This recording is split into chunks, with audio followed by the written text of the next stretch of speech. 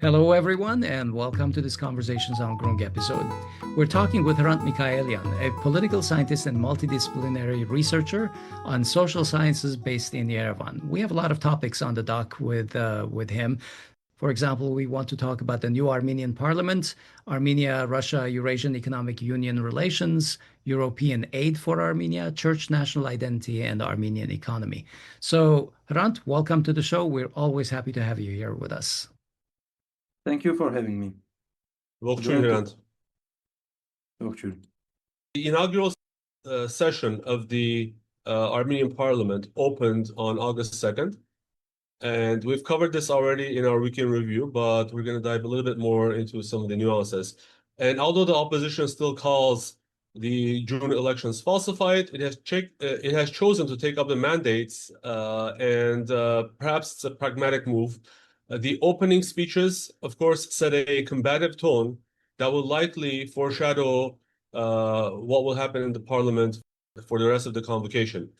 Now, one speech, though, caught our attention. That was a speech by Ruben Rubinyan, even before he was officially voted in. As a reminder to our listeners, the civil contract aligned media announced that he was chosen to be the nominee for Speaker of the Parliament. And interestingly, Turkey's special representative on Armenia-Turkey negotiations congratulated Rubinyan on being elected, quote unquote, as Speaker of the Parliament. And, we have discussed claims that Rubinyan was Ankara's preferred candidate to begin with. In the previous parliament, just as a reminder, Rubinyan was both a deputy speaker of the parliament and also Armenia's special representative to negotiations with Turkey. How much has he to show for his negotiations? We don't know. The border still remains closed. Ankara still ties normalization of relations with Armenia to Azerbaijan's approval. But when asked why he had taken on the negotiator role and whether Ankara had favored his appointment, Rubinyan said that he voluntarily took it in order to fulfill a promise he had made to himself to never allow Armenia again to be in a military conflict with a large neighbor such as Turkey, a large and more powerful neighbor, of course. And as a reminder, Turkey not only was involved in the military conflict in 2020, there are reports that actually Turkey commanded the war against Armenia. What's interesting about this argument is that the opposition, with at least some circumstantial evidence, says that, that has been our policy for many years until you came along and started a direct confrontation with Turkey and Azerbaijan. So let me go to you, Hrant. Given Rubinyan's statements, can we ask you, whose policies led Armenia to a direct confrontation with Turkey and Azerbaijan that led to the disastrous results in 2020 that we're still reeling from? Well, first of all, if your objective is avoiding the war, then we have a historical track record that appeasement of aggressor is not the best way to do that.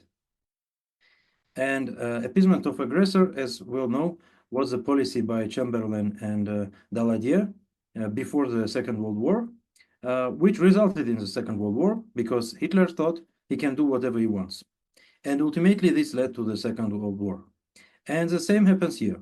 I mean, whatever we see, any signal from Turkey and Azerbaijan, objectively studied, shows that they are preparing for the new war. That's the reality. Now we have the fake reality where we are approaching peace, centennial peace, and so on and so forth. And then there is a question. Okay, if he doesn't want the war to happen, what does he do to do that? First of all, what you need to do is assure that war is not beneficial for your enemy. That's first. Second is to try to improve relations with your enemy. Okay. Now, in which form? And then another question is that if you don't want to have a war, you don't create new enemies. Whatever Rubinyan and his colleagues do, they create enemy out of Russia. And believe me, Russia is stronger than Turkey and can pose more problems to Armenia than Turkey, even more. And can also work through Turkey or through Azerbaijan. At least Russia can blind its eyes on their aggression against Armenia, which it effectively did because of also policies of Pashinyan.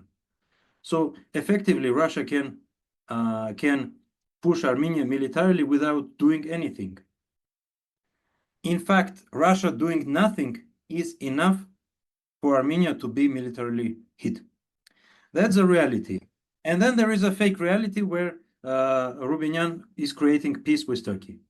Okay, and now then there is another question. Is Rubinyan capable of doing so? We have seen that Turkey is very glad of him being elected to this position, appointed in reality, because he was not elected. He has studied in Turkey. He has worked in Turkish think tank, the policy think tank, Istanbul Policy, if I'm not mistaken, and so on. So I have doubts. I'm not even sure he has ever worked in Armenian think tank. So which interest does he represent? Okay, he's very nice partner for Turkey, but you can be nice partner for your enemy, but it does not mean that you are well representing your country's interests. So I have many questions to them. And of course, I don't buy any of his statements. But what's interesting is that statements imply that Armenian government has learned some lessons from the 2020 war, and that now, with him at the helm of parliament and Pashinyan at the head of the government, those mistakes won't be repeated. What lessons did the Pashinyan regime learn? And who created the precondition for what happened in 2020? Do we know anything about that? Okay, on one hand, Azerbaijan and Turkey have been heading towards the war before 2018 as well. And we can say that at least starting from 2014, they have been preparing for that war. And 2016 April war was a try that failed, importantly to mention. Then they have held several minor attacks in 2017 and 2018, which also failed. And then Pashinyan comes to power. And by the way, between 2016 and 2018, there was a negotiation round within the Minsk group where Azerbaijan failed, and Ilham Aliyev had to state that he is being forced to recognize Nagorno-Karabakh Republic. And by the way, that's answer to all insinuations by Pashinyan that any Armenian government has recognized Artsakh as part of Azerbaijan. But at the same time, we can remember how Joseph Borrell said that Pashinyan is the first to do so. And by the way, Pashinyan himself also did that. But he declared that for the foreign audience. But for the local audience, especially for his own supporters, he says, oh, that land was given 30 years ago. It's just Azeris did not know that. Okay, now going back in reality. On one hand, there have been lots of preconditions to this war. And major preconditions were, first, Turkey's involvement in the regional affairs, high prices of oil, and conflict between Russia and the West. So these three were major preconditions. And those three were also preconditions to the power change in 2018, because Russia-West rivalry created instability in Armenia, and it brought Pashinyan to power in the end, which was in the beginning playing both sides, Russia and the West, but then finally landed towards Western side, with which he was connected earlier. So after that, he has basically canceled all the negotiations where Armenia was already winning the whole track, and he started the direct negotiation track with Azerbaijan, which he also called the Dushanbe agreements.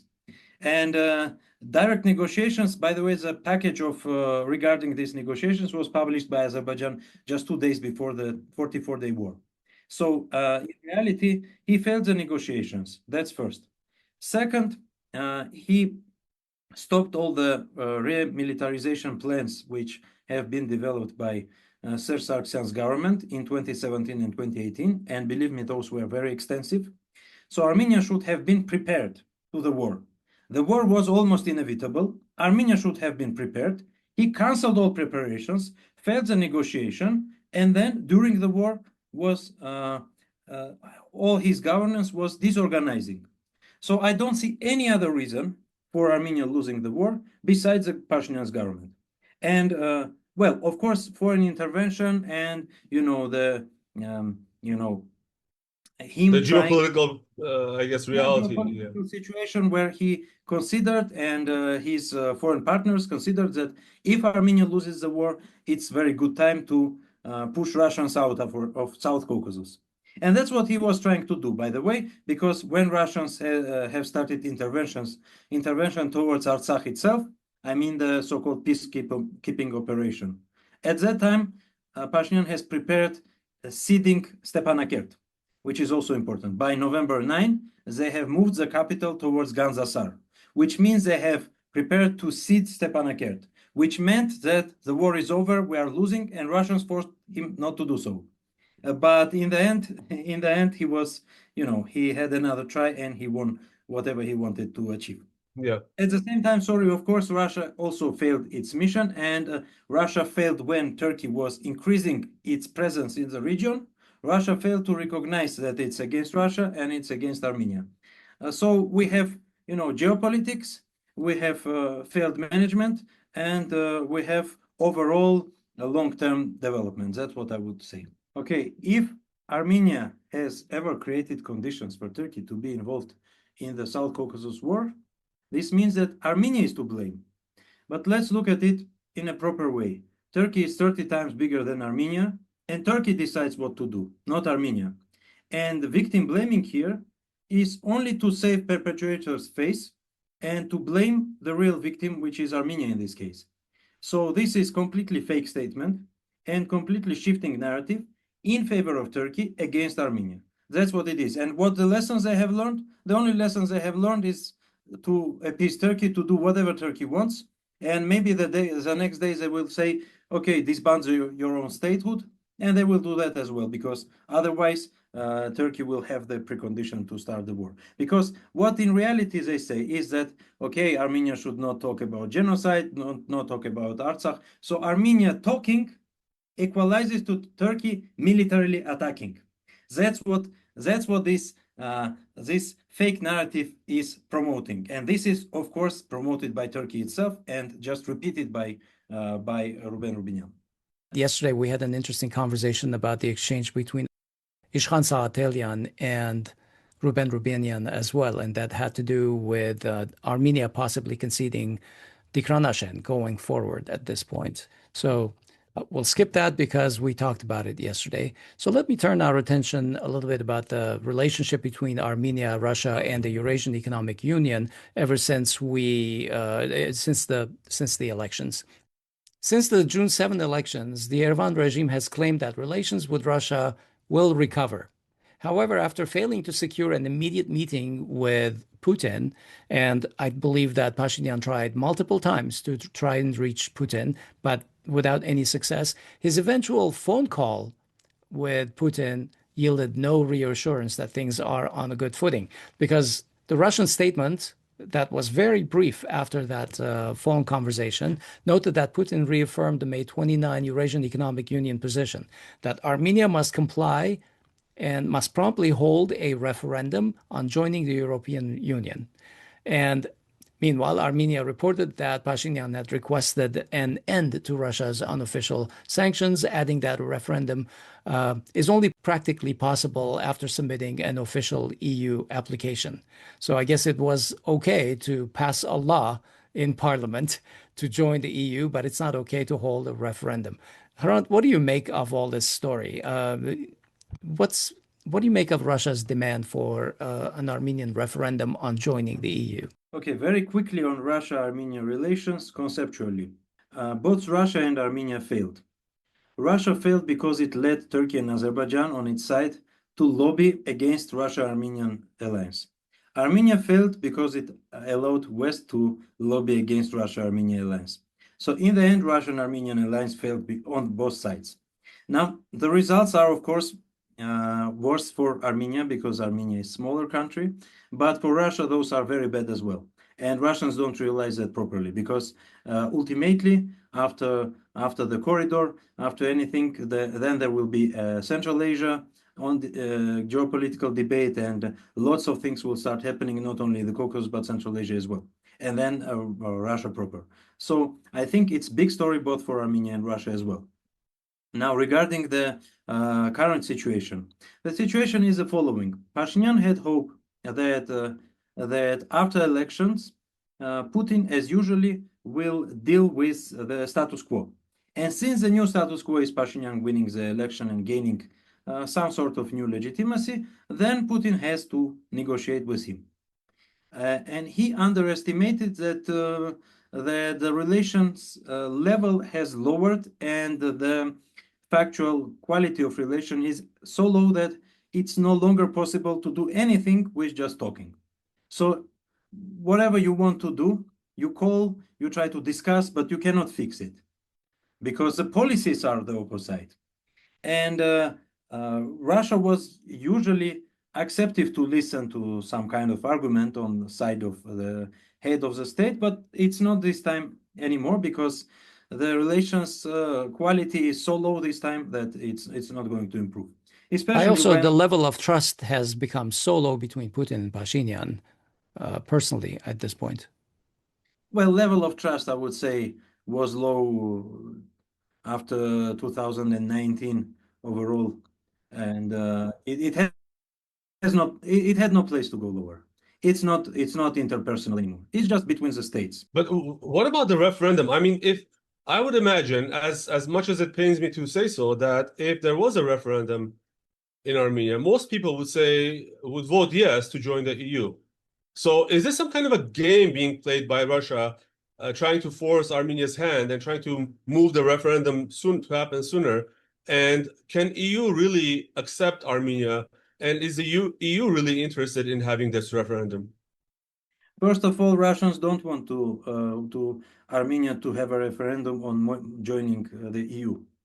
Russians want Armenia to have a referendum on leaving Eurasian Union and joining EU as a single act. So it's not just joining the EU, but it's leaving Eurasian Union. Now, before heading towards what the game Russians are playing, I want to go on why the referendum is possible or impossible. First of all, when there was an initiative of Hayakve, like 4 years ago, then whose leader Avetik Chalabian is in jail right now. Yes, sorry, I had to say that. Right. Thank you. Then pro-Pashinyan groups in Armenian politics started an initiative called Eurakve. Eurakve means the referendum for the EU. So they wanted, first of all, to overshadow the Hayakve initiative, which was pro-Artsakh initiative, and then to support the EU accession agenda. And then the government was very supportive. They have even declared that they will have a referendum. And at some point, they stopped talking about referendum.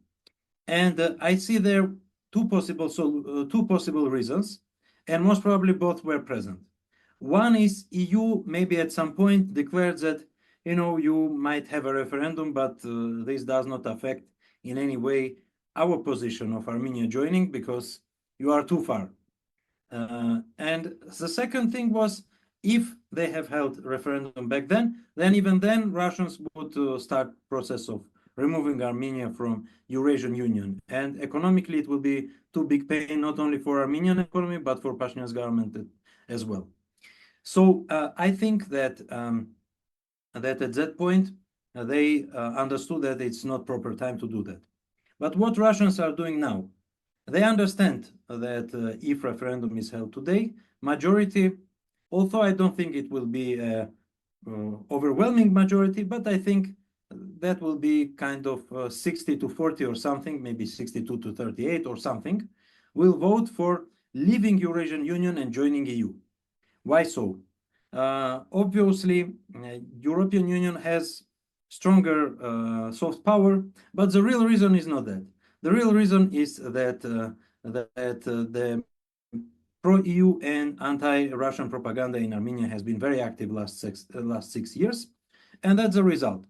I mean, of course, there are some objective reasons for mistrust towards Russia, but there are no objective reasons for trust towards EU. So neither Russia nor EU have gained good ground for trust in Armenia.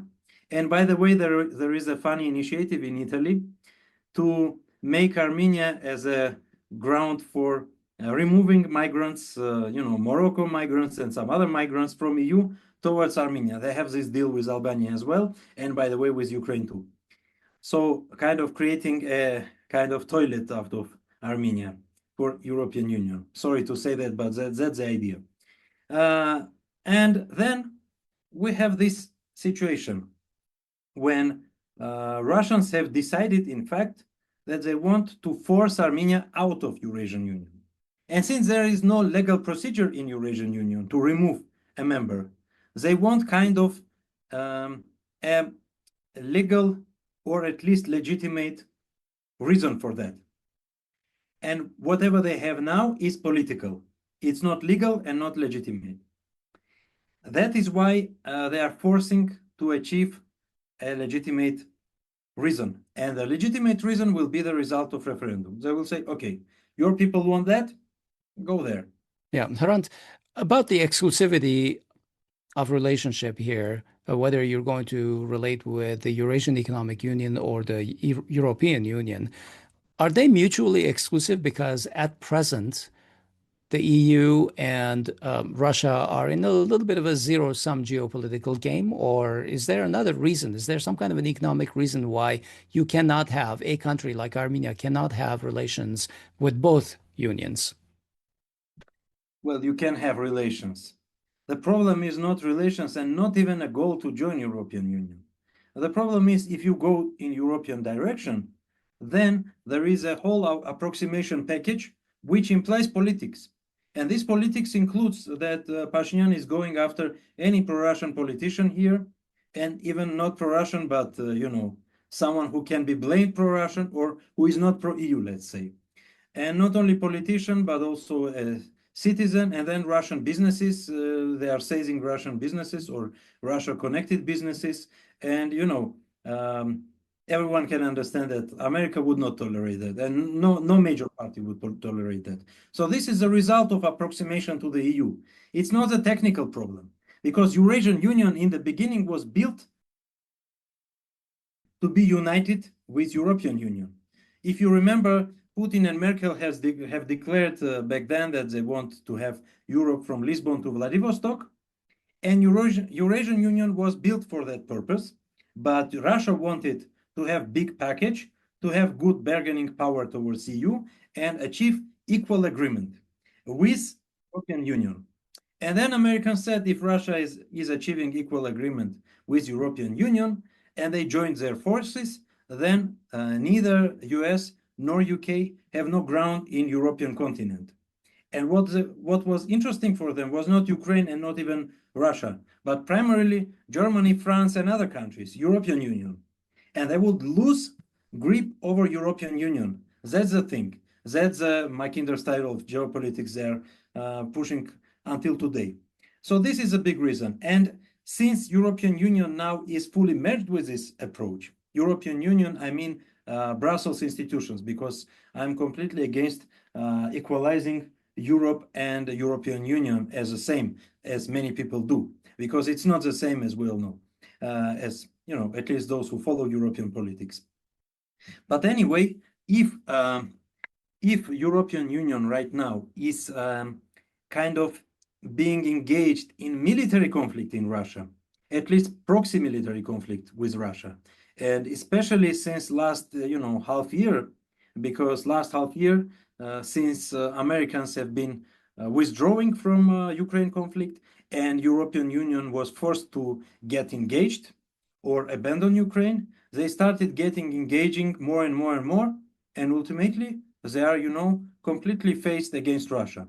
And since European Union and Russia are completely against each other, so it's not technical, not economic, it's purely political and geopolitical. But in today's world, everything is political and geopolitical. So I'm very interested in that because it's possible that at some point when the politics change, and they will change, that's standard. Where will that leave Armenia? And the other thing that I'm going to ask you about is Russia sort of vis-a-vis the trip? Because right now they're talking tough against Armenia, but we are wondering if the comments that Russian officials have made about their presence in the TRIP project being beneficial, the railroad system, their proposals for the next Armenian nuclear power plant, etc. I'm just wondering if these are negotiation tactics, and therefore, at some point, when Armenia says, "Okay, we'll buy our next nuclear power plant from Russia," or "Yeah, we'll do the concessions," or whatever, if these are all going to be changes, and therefore a year from now, all of the rhetoric is going to be different, and Armenia and Russia are going to be very happy friends again. Well, it depends on geopolitical trends and on Russian-Armenian relations trends. I mean, political trends, geopolitical and political trends, because there is a lot of potential in these relations, but as of now, there is a lot of potential for these relations to spoil again. And yes, Russians genuinely want to build a nuclear power plant here, and the conditions, economical conditions, are very beneficial in reality. But then it's again geopolitical, because if you build a nuclear power plant, it means that technologically the country is connected to you for the foreseeing future, let's say next 50 years. And well, they have detached Ukraine from Russian uranium and other stuff, but still it's very hard and not very safe. So Russians are ready to pay for the engagement, and technologically their proposition is also good. But then it's again geopolitics and politics, and in reality Armenia did not choose to be involved in this conflict, and not even Pashinyan himself. But this conflict is existing in this region, and Pashinyan is structurally engaged in it. So he is dependent on the West. He cannot do anything which is not in line with the Western policies, because otherwise he will lose power and then he will be jailed. And at least that's what he believes. So for him, Western support is very important. And as of today, there is no other way to get the Western support other than conflicting with Russia, China, or Iran. And one of the things that is currently on the chopping block of Pashinyan, or in the news, is that Armenia wants to take away Russia's railway concession. The Russian railways, he wants to so-called nationalize it, which means actually privatizing it and passing it to his cronies. But has anyone done a financial calculation of what will be the price tag that Armenia pays for this move? Well, they might pass it not to the cronies, but to other country, maybe Kazakhstan, and then Emirates, maybe even Turkey. They also want it. But the question is, well, Kazakhstan will not buy it if it's forcefully taken from Russians. That's obvious. So not even Emirates. And I'm not sure even about Turkey. So if it's forcefully taken from Russians, then I don't see somehow these railways operating, because in reality these railways are very problematic.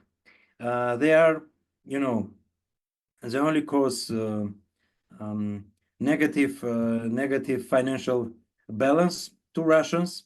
Russians have promised to make big investments there, which they did not, but at the same time they did at least some investment.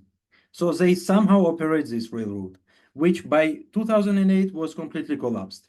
And as of now, it's just, a little bit above the water. That's what the reality is there. And now Pashinyan wants Russians to make investment into all connections with Turkey and Azerbaijan, and then force them out. And Russians say, okay, if we, with our money, repay all these roads, then we should have a say, some place on the negotiation table. That's what they say. That's why they want to get involved in TRIP, because in reality, TRIP is projected in many ways against Russia, and they say, we are not against TRIP, but let us in. And then they neutralize the TRIP as a project. And then, of course, Pashinyan has said that there is no way Russia involving there. And then Russia says, okay, if we should build it and then leave it to you, that's not going to work. And then Pashinyan says, if you are not building the road, which is, the railroad is yours, so you should build it, then we will take the railroads forcefully. But I don't see this working out in any meaningful way, because whatever step he makes in this direction will cause Armenian economy more and more damage, and then someone has to cover it. Armenia has no possibility to cover it because Armenia has a deficit budget, and a very big deficit annually. In reality, if you look at percentages, it's almost comparable to our American budget deficit, which you know is really big. And the situation is even worse because American economy is slowly growing economy, and having big deficit is you know, at some point even understandable because the economy is not growing fast. That's why they have to finance all the liabilities and so on. But Armenian economy last 5 years was growing very fast, but still the deficit is high. So the government is not able to cover its expenses with the current economic growth. They create more and more futures. Well, basically that's how they win the election. But anyway, not only that. In reality, that's also the management of economy, of country, and so on. So Armenia is not able to handle all these consequences. And then they will go to the EU, and EU will say, okay, we will finance, we will give you 52 million euros. But then you ask, okay, but we are losing 520 million euros. Okay, that's what we have for you. That's how it is. So I don't see how this is going to work out good for any side which is involved there. And it is indeed the case, right? European officials have provided some small amounts of aid to cover just the economic losses from the de facto Russian sanctions that are currently occurring. But all the experts we talked to, including yourself, I think, are mentioning that this aid that Europe has promised so far, I don't even know if it's been delivered or how it has been delivered, but it's a pittance in comparison to Armenia's potential losses just from the current economic crisis where Armenians are not able to export goods into Russia. So what exactly is Europe offering Armenia to help offset the current economic impact? I'm not even considering hypothetical future ones. Okay, Europe is European Union, Brussels bureaucracy, let's say, is offering Armenia to believe in European values. That's what they offer Armenia. And it's not important that these values change over time, wherever Brussels bureaucracy has new objectives. That's not important. The important thing is to look at the flag and believe in it. That's what it is. Because in reality, I think all 52 million euros have been delivered, because the first part was first 34 million euros was delivered like a month ago, and then there was discussions that they are transferring or preparing to transfer the remaining 18 millions like two weeks ago maybe. And I think it has been delivered. It was delivered to the government, and then government has some program for logistical firms which may be ready to transit goods to European Union. But the problem is that neither this help nor decreasing of the tariffs is enough to place Armenian goods in the European market.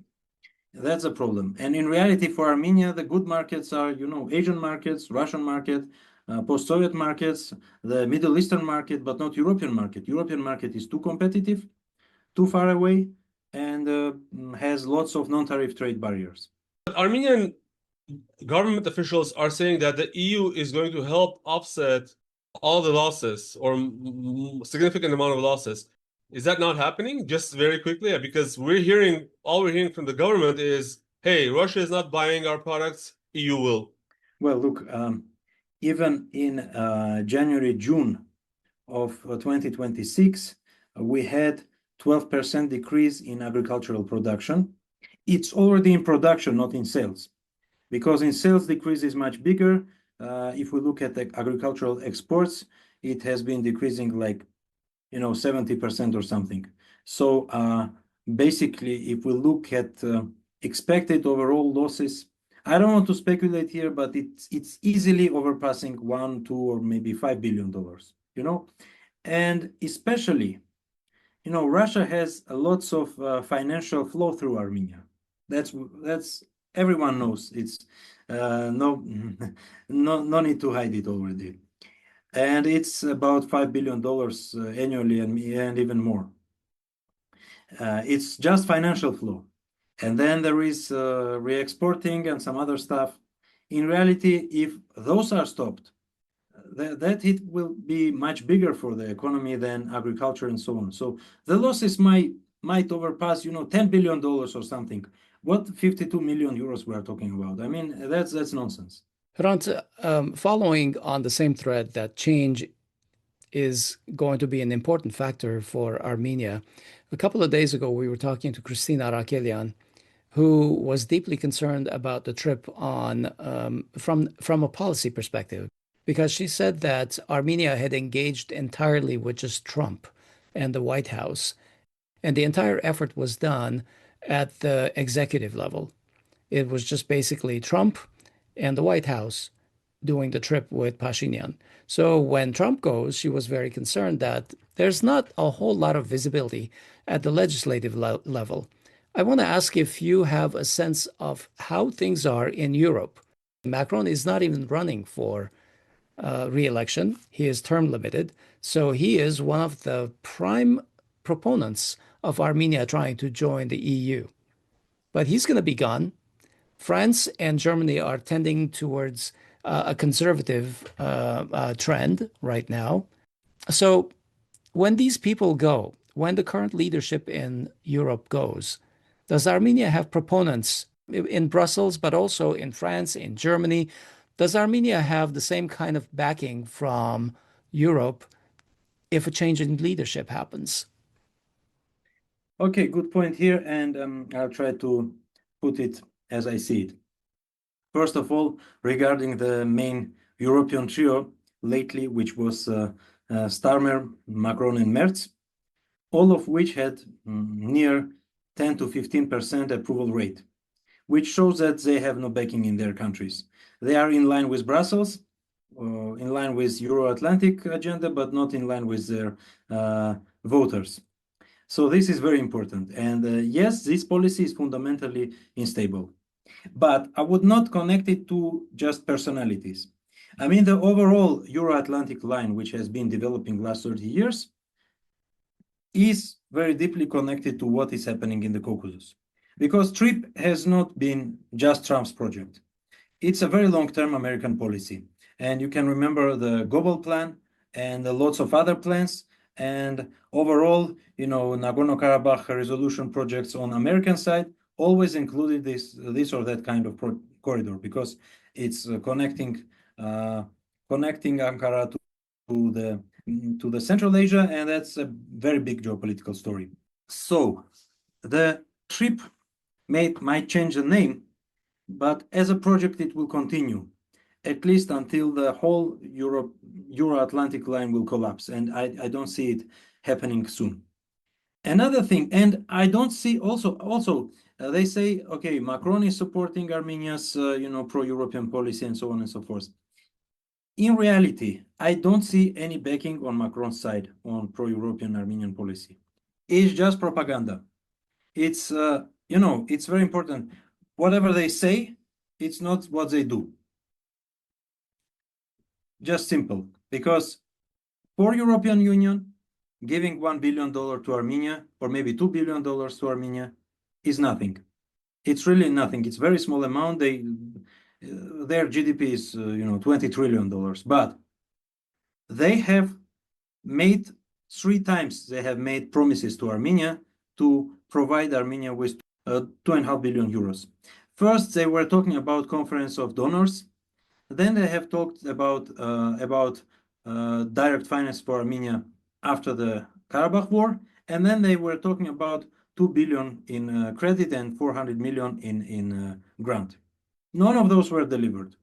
So I don't believe in any statements on European Union side, and especially those who are spreading pro-Brussels propaganda in Yerevan, because Brussels policies are very strictly detached from what they say. And I don't buy anything which Macron says and so on. So they say they back Armenia's accession to European Union. They don't back it. They just talk about it because they need Armenians to vote for Pashinyan to make the corridor reality. That's what they need. The rest is not important here. Yeah. And do you believe, I guess, there will be a change in those policies, or do you think that those policies, maybe even baiting Armenia into going against Russia, will persist even when more conservative forces in Europe come to power? Look what happens with conservative forces in Europe. First, they see, and in America as well. First, they see the flaws of the system. They say our system makes too many wars, too many budget deficits, and so on and so forth. And we need to get out of all this. We need to change the policies and so on. But then, even before they get into the big politics, the system starts assimilating them. And we have seen several cases of that. Meloni in Italy being your prime example. Meloni is prime example. Then we have Trump, and then we have UK on the go, the former UKIP party, whatever it's called today, the Reform Britain or something, and then we have AfD in Germany, which also in the process of assimilation by the government. So by the deep state in reality. So what they do, on one hand, they create a strong push on this party. They persecute it, attack on it, and say that, oh, if you do this or don't do that, then we will forcefully close you. So party starts somehow restructuring itself, and then new people appear, and then they start, some money offerings on the local oligarchs side, and so on. They get involved in the European high-level politics and become the same establishment party, maybe a bit part more of the same system. Yeah. So the system is able to assimilate them.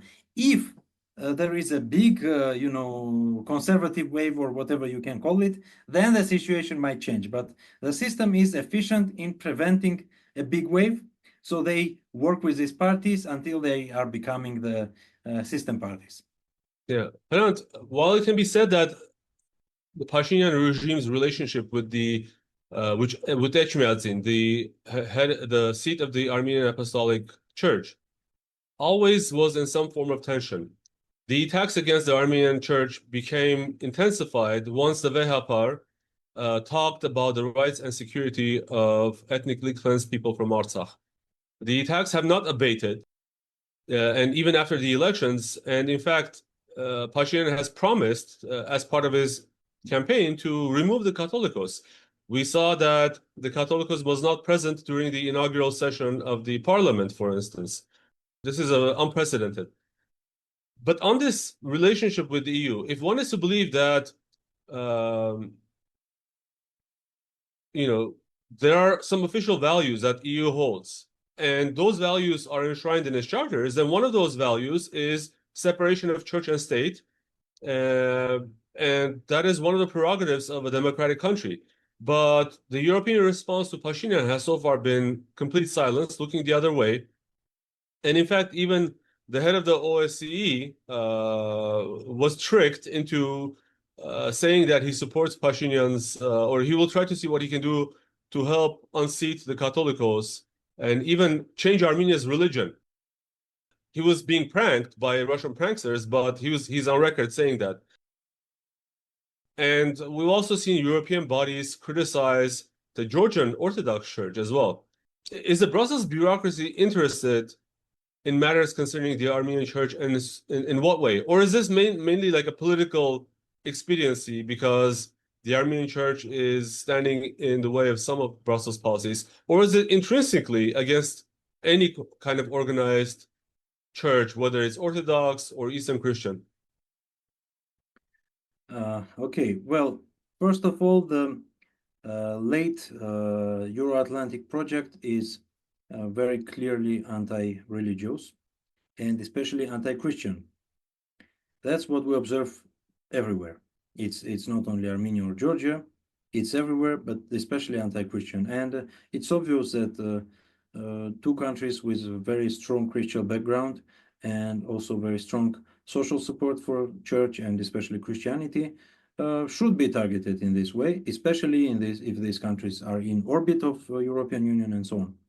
And also we have seen that in 2018, after Pashinyan accession to power, 1 month later, which shows that the report was prepared beforehand, the so-called civil society organizations have prepared a big report named the conceptual framework for Armenia future strategy or something like that.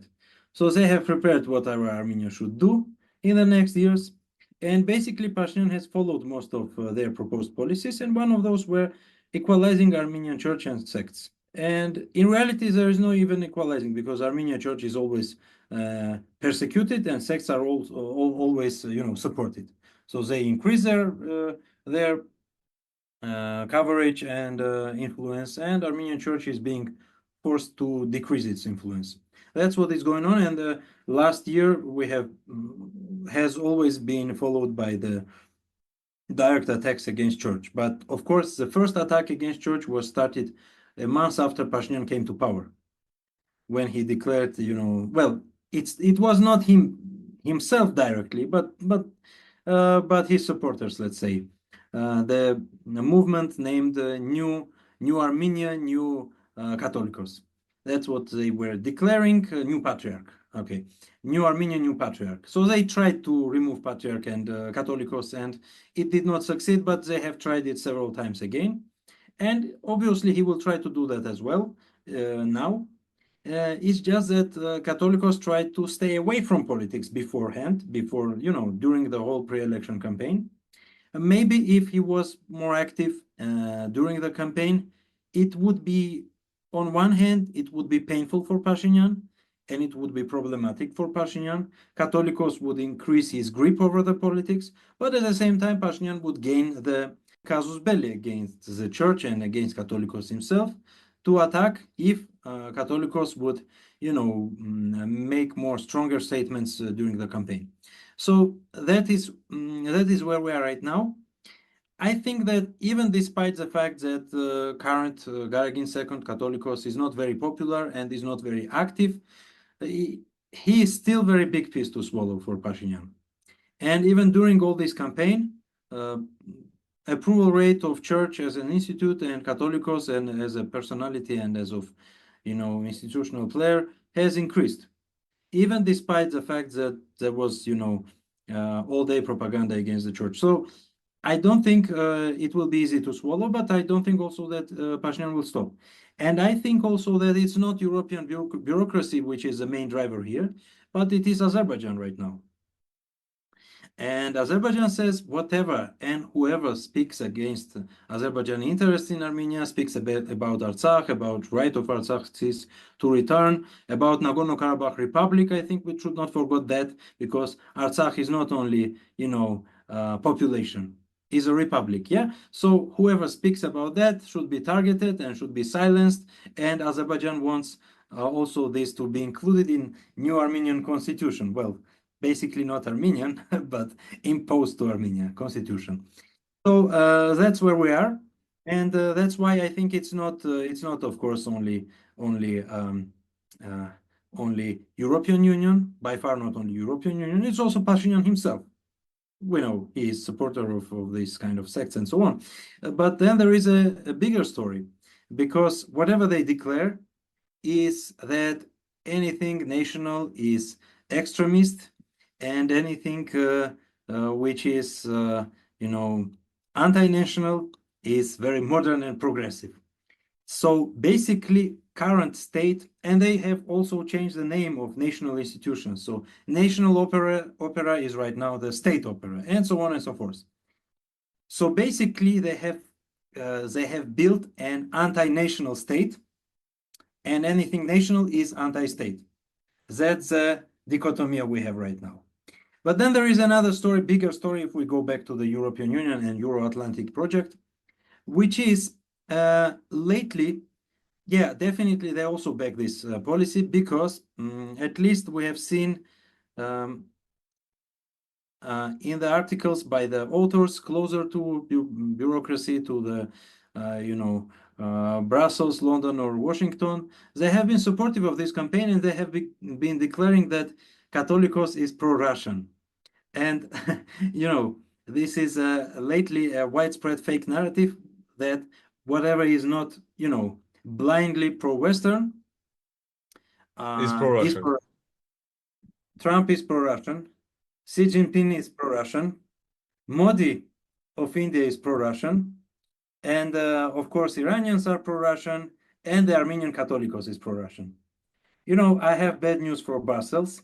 Armenian Catholicos representing Armenian Church is bigger than both Brussels, Russia, or whatever they imagine, and especially Pashinyan's government. That's what it is. Okay, let's move to talk a little bit about the economy, Hrant. And the top line is that the economy grew from January to June 7.9 or 8%. Now, the inflation ticked up, the unemployment has marginally gone down, but the major issue here is that it's what's going on with the trade. Can you talk to us a little bit about what's going on? Well, basically, we need to understand that economy as of now is not in the bad shape. It's not in bad shape. I would say overall it's in good shape. It's not healthy shape, but it's in good shape. Why?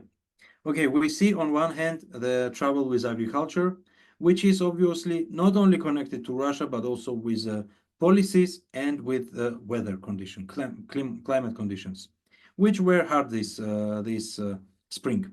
So on one hand, we have troubles with agriculture and maybe some other fields, but at least we have some other sectors growing.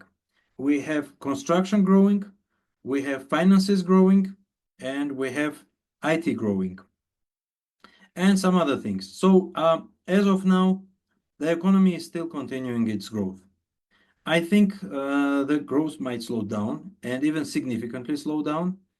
But let's say also that the Russian restrictions have not included a majority of Russian-Armenian trade yet. Not even Russian-Armenian trade, not to say about whole Armenian trade. So as of now, Russian sanctions or whatever, restrictions, how we can call it, they are, they are just painful. Hrant, let me interrupt for just a second. If Russia hasn't really affected Armenian trade, then why is there so much talk about these markets needing to be replaced, diversified, blah, blah, blah? And what is it with all the farmers, for example, the fishermen, what have you, complaining that they're unable to find new markets for their products? If the pain is so great, how come Russia hasn't really done a whole lot yet? That's where I was going at. Look, on one hand, we have economy growing on macroeconomic level. And on another hand, we have lots of pain. And how does it work out? Well, let's look at which sectors are growing. For example, the mining sector. The mining sector has very small employment in numbers, but has very big industrial output also in numbers and in figures. And so it's not about employment, it's not about people, but it's about figures. Now regarding construction. Construction is a bit wider because it's also connected to the property market, but again, it's a narrow market. Both as a labor market, especially given that we have lots of foreign laborers involved there, but also as a property market, because not many people can buy a new house and so on. The number has grown, but it's still small. So second market is a bit bigger, but still it generates lots of growth, but it's still not wide in terms of population. Then finances. Well, that's obvious. The finance sector is big in terms of numbers and it's growing, but it's small in terms of number of people involved.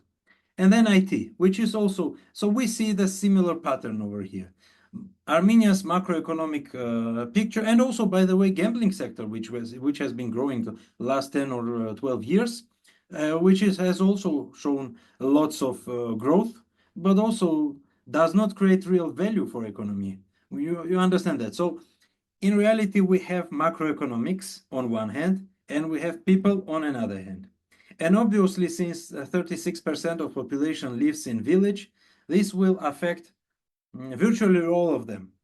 Virtually all of the rural population, which is 36% of population, which is huge for any democratic country, which unfortunately Armenia is not. But this would be a huge story. And of course, it's not only agricultural story. There is something else, but still not that much. But I think we can say that maybe up to 40% of population is affected, but very small share of economy is affected. Maybe up to 10% of economy is affected, not even contracted, but affected. So you see the discrepancy here. That's one discrepancy. And another discrepancy is political discrepancy, because in the situation of polarization, of increasing authoritarian tendencies in the country, and in de-solidarization of the society, we see that, okay, this 40% suffers, the next 60% does not care. That's the reality. So still there is majority who is not affected in the population, and the vast majority of the economy which is not affected in any way. Yes, Russia still has potential to affect more sectors, but yet they did not do that. Are we still increasing the national debt in 2026? Yeah, we do that. By the way, the projected increase of debt in 2025 was bigger than what happened in reality. They kind of saved against the projected growth of debt $250 million, but still the growth of debt is high, and a very significant share of the budget is allocated towards the debt. So that's also the reality. So I can say debt is not a macroeconomic problem yet. This is also important to understand, because yet it is at about 56% of our GDP. But if drum rate will decrease, and it will happen if Russians continue pushing against Armenian economy, then it might grow to 62 or 63% of economy, which will overpass a certain threshold, which is set by IMF. The healthy relation of debt to GDP is rated at 60% and lower. So Armenia can go there. But also we need to understand one thing. On one hand, Armenia inherited zero debt from the Soviet Union, because by 1990, America has already had a big debt collected during previous governments, let's say. But Armenia had zero of it. Then it grew in 90s, but by 2008, during the years of economic growth, Armenia has also decreased the share of debt towards GDP. So state debt towards GDP was 14% in 2008, which is minor. Since that, during the Sargsyan government, and during the economic crisis, and during the Pashinyan's government, the share of debt towards GDP has increased significantly. But yet it's manageable. But I would say that it's unacceptable that in conditions of 7, 8, or 9% of economic growth, Armenia is still increasing its state debt. But given that Pashinyan's objective is to stay in power, and he is ready to spend, the future money of Armenia, for that, he will go for increasing the debt. So he makes big spendings on some social projects, some political projects, and for additional payments for state employees and so on. So that is why, and for police, by the way, which is also important. So that is why the debt will continue growing, unfortunately. So last question, how much of Armenia's economic health going forward is dependent on a better relationship and better policies between Armenia and Russia? Well, significant share. They are talking about diversification right now, and in contrary to security, where this diversification policy has been very flawed and very, misinterpreted by the government itself. In economy, we really need that. But diversification does not mean that we sell less apricot towards Russia and sell more apricot towards European Union. That's complete bullshit, and that's wrong understanding of diversification in economy. First of all, we need to diversify what we produce and what competencies we do have. And then only after that we can sell to other markets. Because as of now, well, as of May 3, let's say, Russia was buying whatever Armenia was ready to produce. So Armenian export towards Russia was limited not by the amount of Russia buying the Armenian export, but by the amount of Armenia producing. And there are very little number of countries which have unlimited market, and especially which are not able to utilize this unlimited market. So the problem in reality is on Armenian side, because Armenia in the post-Soviet period has switched from the economy of production, from productive economy towards economy of consumption, or economy of services, let's say. So industrial towards services, and of course we need services, but it does not mean that we don't need to develop the real sector of economy. So here's the problem: we need to diversify economy, and we need it 30 years ago, we need it 20 years ago. Armenian exports is very primitive, and that is why we cannot replace Russian market right now, because the goods we are shipping towards Russian market, we cannot send them to European market. They are not competitive there, and not only they are not competitive there, but there are logistical and non-tariff barriers, so it's very hard to export it there. We need to explore neighboring markets. We need to explore whatever we can produce, and also we of course need to explore European market. But we need to understand that European market does not need apricot for Armenia. We can say that apricot is an Armenian apple and that Romans knew that. Romans are not here. So we have to reshape the economy in addition to just diversification. Okay, well, let's leave it there for today, Hrant. Thank you very much for joining us, and we look forward to our next conversation already. Thank you. Thank you, Hrant. Much appreciated. All right, that's our show today, recorded on August 4, 2026. We've been talking with Hrant Mikaelian. He is a political scientist and multidisciplinary researcher based in Yerevan. For more information, go to our show notes. We'll put as much information in the show notes as possible. podcasts.groong.org/episode number. Thank you for listening, everyone. Don't forget to like, comment, share, and subscribe, and help us out in any way you can, including donations, if you can afford it. Podcasts.groong.org/donate is the URL for that.